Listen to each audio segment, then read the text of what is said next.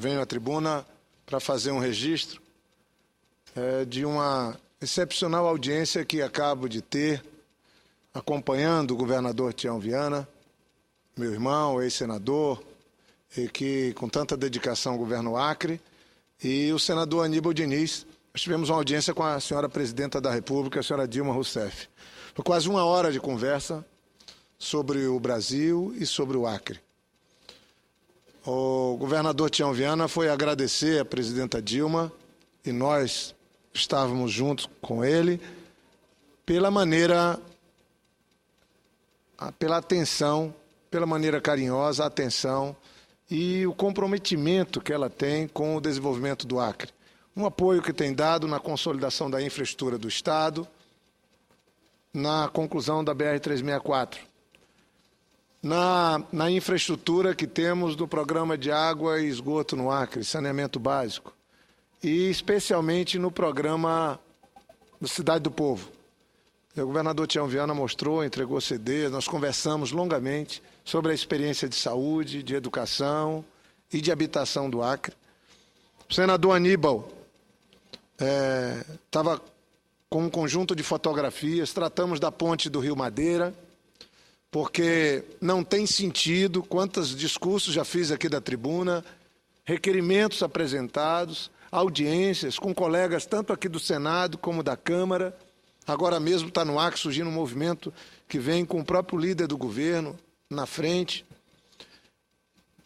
pedindo providências do Ministério do Transporte para que definitivamente conclua a ponte do Rio Madeira. É a ponte que liga Porto Velho, que vai concluir a BR-364 no trecho Porto Velho-Rio Branco. Não tem sentido. Fizemos todas as pontes dentro do Acre, aquilo que era responsabilidade do nosso governo. Fizemos a Estrada do Pacífico, é possível de Rio Branco ir até Lima sem atravessar nenhum rio por balsa. Mas quando chega entre Rio Branco e Porto Velho, lá temos um problema grave. Sabemos que tem ali interesses que não são explicitados, como, por exemplo, da empresa que trabalha na travessia, que sempre encontra uma maneira de retardar a construção da ponte.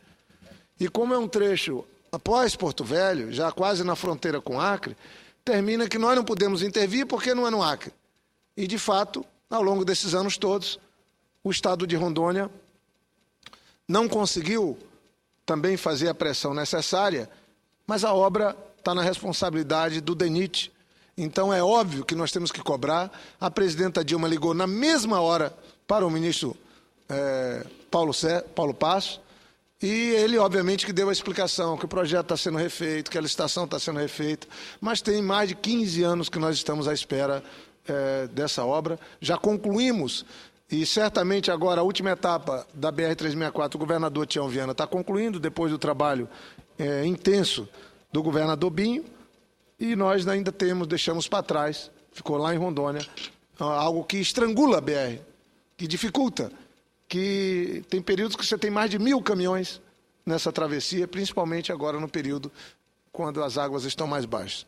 Vou ouvir com atenção a parte do colega Correia, mas a audiência com a presidenta Dilma tratou, o senador Aníbal fez questão de frisar bem, de apresentar fotografias, o governador Tião Viana também, e a presidenta Dilma determinou ao ministro que se reportassem a mim, ao senador Aníbal, que falassem conosco, dando a satisfação para que todos nós que estamos envolvidos, toda a bancada do Acre está lutando por isso. Agora a bancada da Assembleia Legislativa. Mas o mais importante é que saia essa ponte, que haja um esforço comum e que ela possa ser iniciada e concluída o quanto antes. A presidenta também pediu que o ministro reportasse sempre ao governador de Rondônia, já que a obra é dentro do estado de Rondônia. Então, com satisfação, porque quero fazer o registro dos demais temas tratados na audiência com a presidenta Dilma. Foi uma audiência que nos deixou mais animados, saímos estimulados, porque se ela já ajudou tanto o Acre até aqui, ela assumiu que vai organizar na agenda e pretende ir ao Acre ainda no mês de novembro, atendendo um convite do governador Tião Viana e tanto do senador Aníbal quanto o meu. E é bom a gente ver que a presidenta quer estar junto com o povo acreano, quer acompanhar de perto as ações do seu governo, num Estado que tem sido um grande parceiro desde a época do presidente Lula. Nós tínhamos uma ação muito intensa nessa parceria, governo federal e governo do Estado. Talvez aí a mais exemplar parceria tenha sido no Estado, mas é com satisfação que ouço meu colega Corrêa. Senador Jorge Viana, na verdade, eu passei nessa ponte com menos de um ano. Na travessia, na balsa? Na travessia, na balsa. Perdão, na balsa. Paguei numa caminhoneta por perto de R$20 ou 20 e poucos reais. É o melhor negócio do mundo, para quem tem. Imagina, Vossa Excelência, e ali estava uma fila quase chegando lá na outra cidade, no outro distrito próximo ali para trás, né? Então, veja, Vossa Excelência, é um negócio altamente rentável. E, com toda sinceridade, eu também... engraçado, você está falando de um tema hoje que eu tinha já pensado em falar da BR-364, está sendo restaurada, e pensado em incluir no discurso a questão da ponte do Rio Madeira, ligando o Acre com Rondônia. Nós temos 3 comunidades ali, que é Vista Alegre do Abunã, Extrema e Nova Califórnia, que são do estado de Rondônia e que sofrem também, tanto quanto o Acre, todas as consequências dessa ponte. Então, eu queria só, para não tomar o tempo de Vossa Excelência, que eu sei que tem que dar contas da audiência para o seu estado do Acre, da audiência com a presidente Dilma Rousseff, e parabéns a Vossa Excelência, que nós estamos junto com Vossa Excelência nessa luta. Pode contar com eu falo aqui, com certeza, pela bancada do Estado de Rondônia, toda ela, dos 3 senadores, pela bancada dos 8 deputados federais, com os 24 deputados estaduais, Vossa Excelência pode contar com o nosso total apoio. Pelo governador Confúcio Moura, também eu falo aqui, pode ter certeza que vamos somar esforços para resolver o mais rápido possível essa questão da ponte, somar esforços com a bancada do Acre, com Vossa Excelência, com o governador Tião Viana, enfim, para que possamos tirar o povo daquele lamentável sofrimento que é ter que pagar o custo do frete, enfim, uma opção de coisas que não cabe aqui. O tempo, dificuldades, a fila, e tudo a isso fome. Aí. Não me cabe aqui avaliar, porque eu não quero tomar o tempo de Vossa Excelência, que eu sei que tem coisa tão importante quanto essa para tratar. Muito obrigado, Vossa Excelência. Muito obrigado, senador. E, de fato, nós já tivemos uma audiência com todos os senadores de Acre e Rondônia, com a bancada federal, o governador Confúcio tem sido um aliado, mas, no fundo, tem que ter uma decisão do Ministério do Transporte, e hoje a presidenta pegou o telefone na nossa frente, determinou ao ministro que coloque isso na maior prioridade. Então, eu acho que foi importante. Mas o governador Tião Viana, então, fez um convite à presidenta Dilma para que ela possa ir ao nosso estado ainda esse ano. Ela confirmou conosco, estabeleceu uma data de que vai procurar acertar uma data durante o mês de novembro deste ano para visitar o nosso estado, e o governador Tião Viana certamente vai apresentar os programas do governo que ele lidera e dos programas que estão virando referência no Brasil, especialmente o programa Cidade do Povo, que tem, pela primeira vez, não é uma construção de um conjunto habitacional. Nós estamos construindo um grande bairro sustentável. E esse projeto tem sido atacado indevidamente. Ele tem sido atacado nas qualidades que ele carrega. Foi selecionada uma área, foi trabalhado um planejamento, um projeto com metas bem definidas. Ele carrega um conceito de sustentabilidade, ele procura atender a agenda socioambiental, a geração de emprego. E, pela primeira vez, Rio Branco, que é uma cidade que caminha para ser uma das mais sustentáveis da Amazônia, com os parques, com as ciclovias, com o programa que o prefeito Angelim tão bem procura levar adiante. Eu tive o privilégio de ter sido prefeito, ter iniciado esse trabalho. Agora, Rio Branco vai contar com essa referência, certamente vai virar uma referência de como se deve construir conjuntos habitacionais no Brasil. Mas a presidenta Dilma, também pude conversar com ela sobre temas. Eu mesmo parabenizei a presidenta Dilma sobre a nota que ela soltou ontem, comentando os questionamentos e as críticas que o ex-presidente Fernando Henrique fez, inclusive, a ela. Porque quando o presidente Fernando Henrique, pessoa que eu tenho na melhor conta, presidente Fernando Henrique, eu tenho uma relação pessoal, mas acho que ele foi muito infeliz, porque a presidenta Dilma, e aqui que fique claro, não estou trazendo o recado da presidenta Dilma, Ela pôs o posicionamento dela na nota. Mas eu parabenizei porque ela, de alguma maneira, atendeu, já que está tão em moda, a opinião pública que sempre reconhece no presidente Lula um grande presidente, no seu governo, um grande governo. E, óbvio, a presidenta Dilma coordenou o governo, cuidou da área de energia, cuidou da Casa Civil, foi a coordenadora e criadora do próprio PAC. E aí ela lançou uma nota realmente dura, está hoje na capa dos jornais, e acho que ali fica muito claro que ela é uma referência de como os políticos devem atuar. Porque ela tem uma relação estabelecida ali de comprometimento com o projeto do presidente. Não é aquela lógica de bocado comido, bocado esquecido. Ela tem muito orgulho de ter participado, de ter ajudado o presidente Lula, e como ela diz na nota, ela está muito contente de ter recebido a herança bendita do governo do presidente Lula. Agora, ela que tem tratado tão bem, tem criado um ambiente de aproximação na figura de ex-presidente, certamente ela vai seguir nesse caminho. Mas é bom que os ex-presidentes também deem um passo no sentido de nos ajudar a fazer dessas instituições, que são os ex-presidentes, instituições que colaborem com o país. Quando eu digo que o presidente Fernando Henrique não foi feliz na sua dura crítica, talvez ele, por não ter espaço para falar nos programas eleitorais do PSDB, que o esconde, o PSDB esconde o trabalho do presidente Fernando Henrique. É óbvio que ele fez e deu passos importantes também para o país. O partido dele esconde. Chega período de eleição, ele tem que desaparecer. Ele não aparece no único programa do PSDB. E fez uma dura crítica que foi prontamente respondida. Dali, o que é que se tira? Uma lição de como deve ser a política, a gratidão, o sentimento do reconhecimento da presidenta Dilma em relação ao nosso querido presidente Lula. Eu acho que isso ficou patente na nota, e eu parabenizei a presidenta Dilma, e óbvio que senti nela um sentimento que ela não quer que ninguém faça interpretação sobre seu caráter, sobre seu sentimento. Ela, se tem questões que ela faz questão de explicitar sempre, é isso. Ela tem posição, ela tem uma personalidade forte. Imagina alguém pôr em dúvida isso.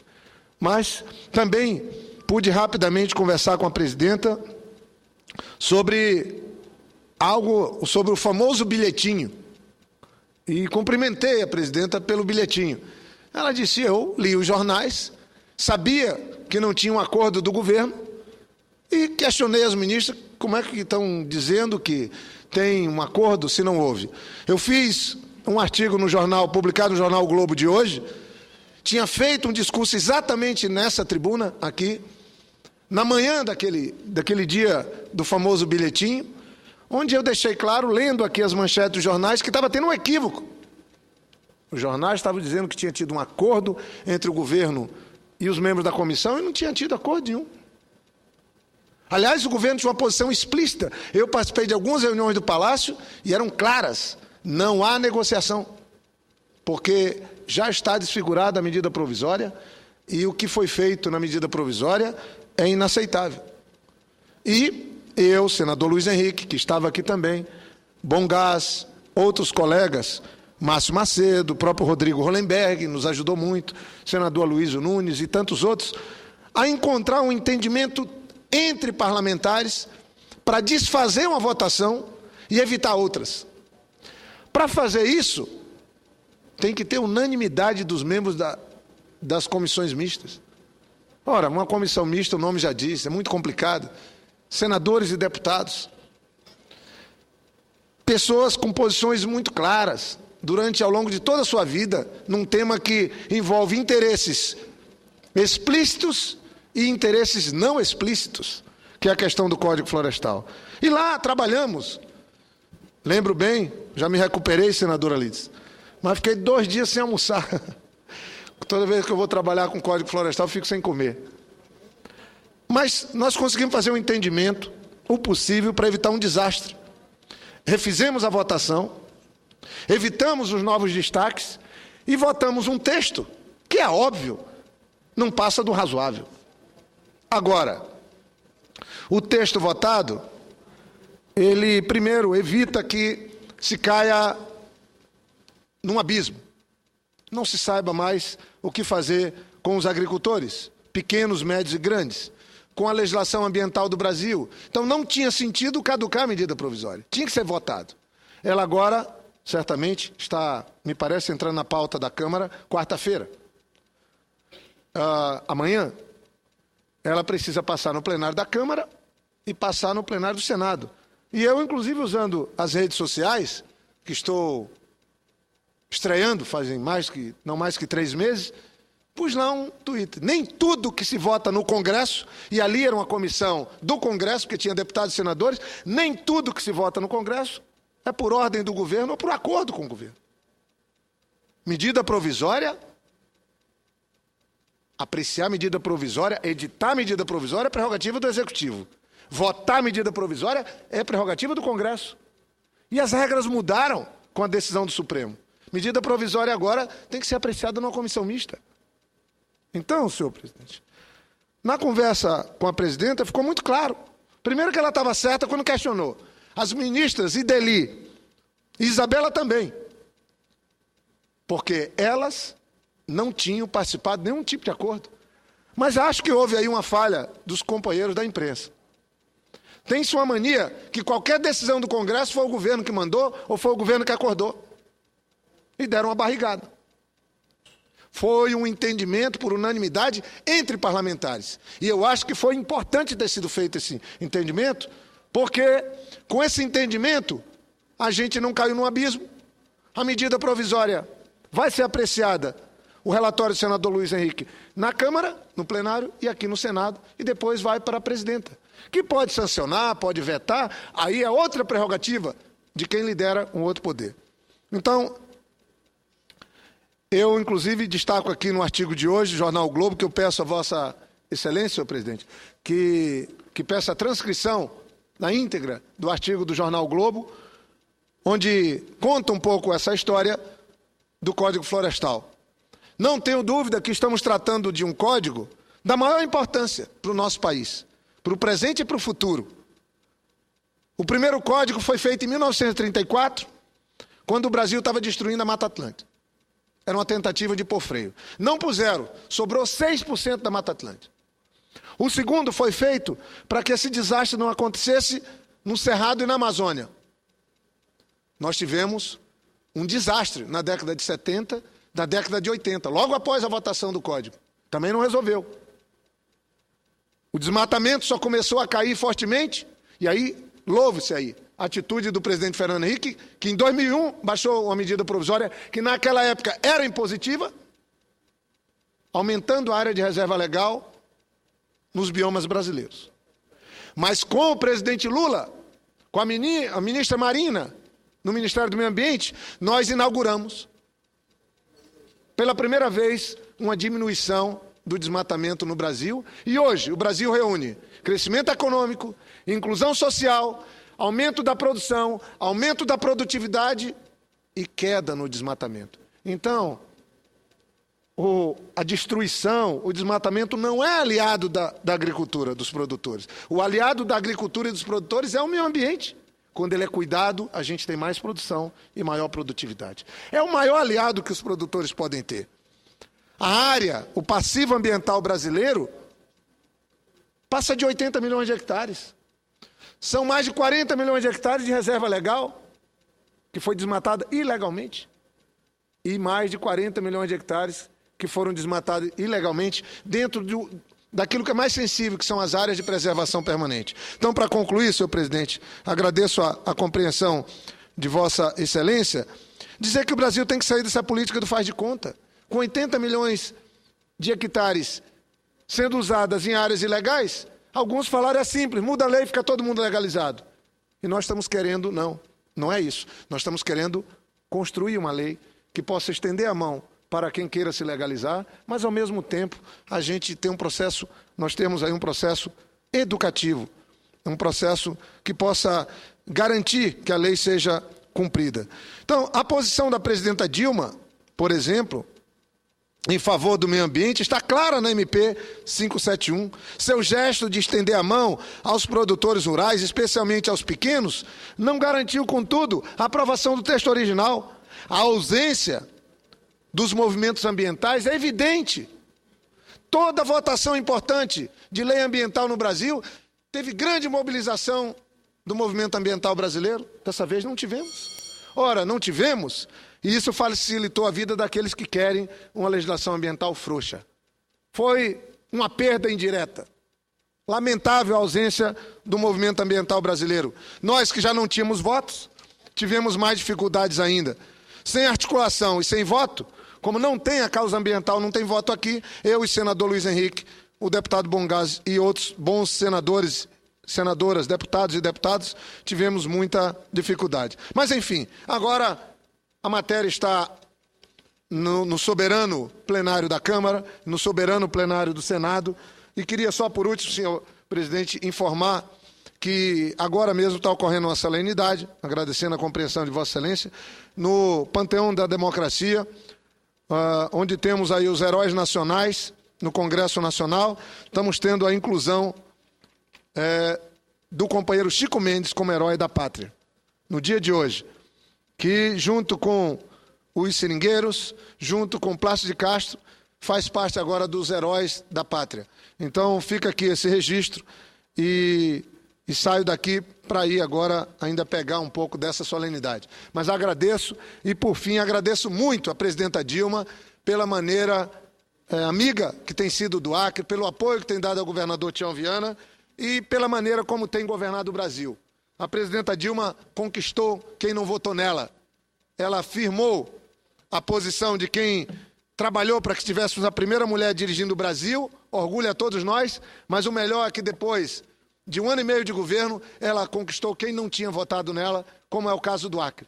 Hoje, mais de 70% do povo acreano acha o governo da presidenta Dilma ótimo ou bom. E é isso que conta. É o Brasil seguir em frente, o Acre seguir em frente e nós seguimos aperfeiçoando esse regime que estabelece o direito de todos nós debatermos todos os temas. Então, muito obrigado, presidenta Dilma, e esperamos e vamos organizar uma grande visita sua ainda este ano ao nosso estado do Acre. Em meu nome, do Tião, do senador Aníbal e de todo o povo acreano, eu agradeço aqui da tribuna do Senado a atenção, o carinho e o apoio que o governo da presidenta Dilma tem dado ao governador Tião Viana e aos nossos prefeitos. Muito obrigado.